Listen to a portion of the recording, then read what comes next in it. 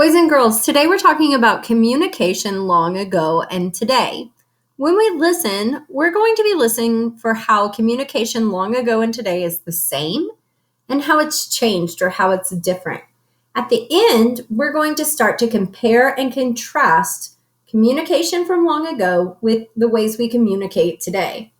When we compare, we tell how two things are alike, and when we contrast, we tell how they are different. So be listening for how these two things are the same and how they're different. Communication long ago. Since ancient times, people have always found creative ways to communicate information. People have always had information to share with one another, but distance between towns made this very difficult in the past. Towns would use smoke signals to send riders on horseback with important messages to towns nearby. Can you imagine some of the problems people may have incurred? That means some of the problems they might have had. Wind could easily blow smoke signals away so that messages were not sent. Now, when we talk about smoke signals, we're talking about they would light something on fire that would send up a bunch of smoke, and then they'd make breaks in the smoke, and it was like a code.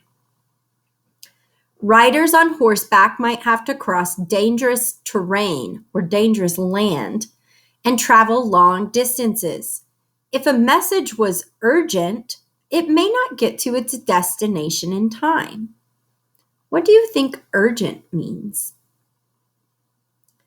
Urgent means that it needs to be delivered quickly. It's important and it's a bit of an emergency, maybe.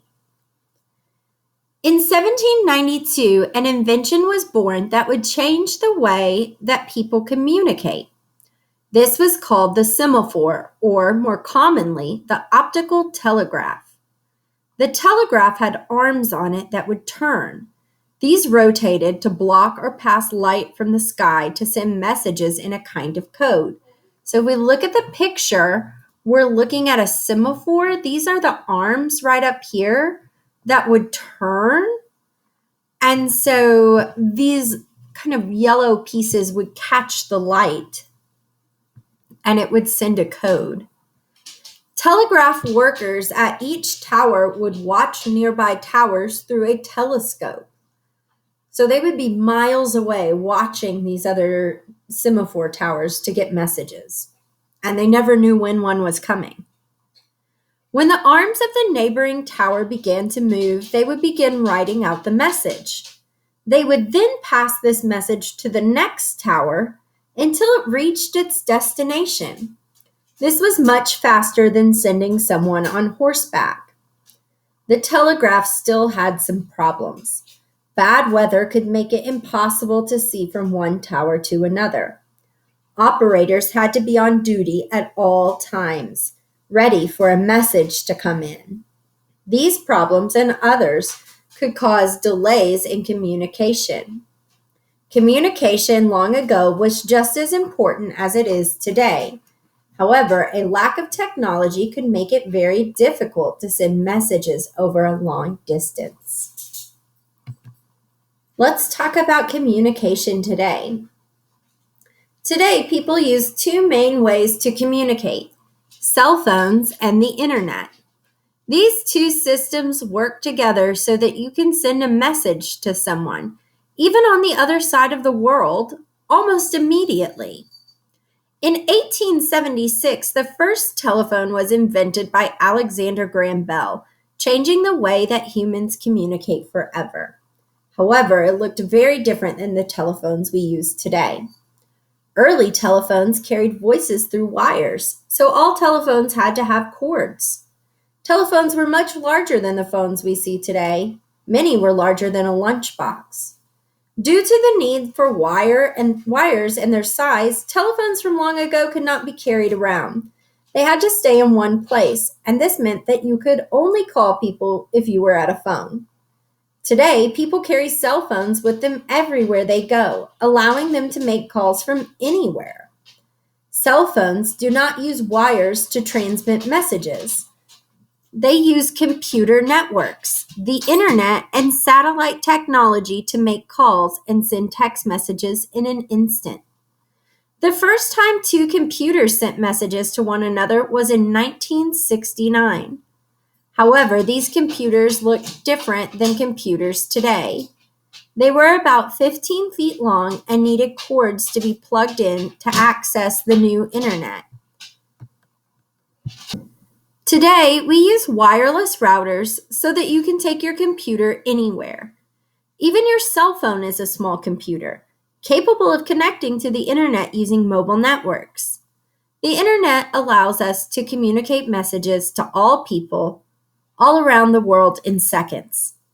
Through emails and text messages, we are able to communicate news and information almost instantly.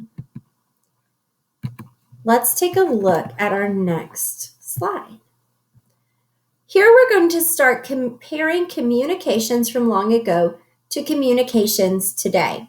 You're going to drag and drop the statements below to tell if they describe communication long ago or communication today. Remember to put like things side by side.